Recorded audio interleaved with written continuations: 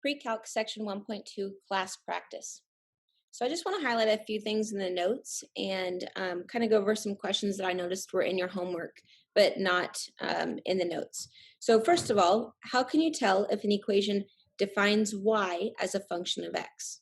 So the first thing you would need to do with these equations on the left here in orange is you would just need to solve for y in each of those equations.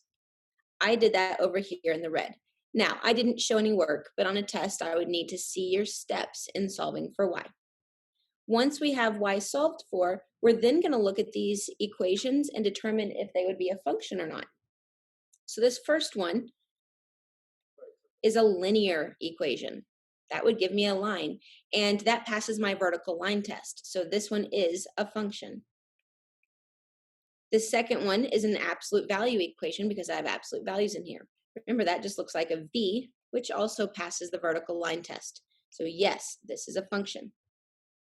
And the third one, since I have a plus minus square root, this is actually a sideways parabola. So it looks like this, and it does not pass the vertical line test. So no, this one is not a function.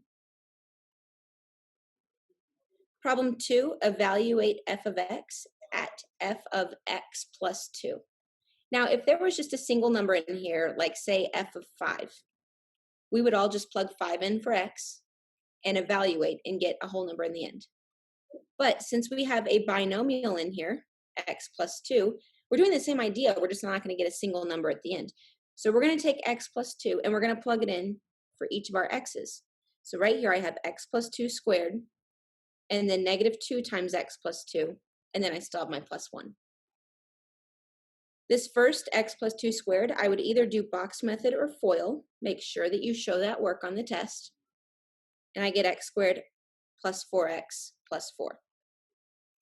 For the second one, I just distribute my negative 2, and I get minus 2x minus 4. And then the plus 1 just comes down.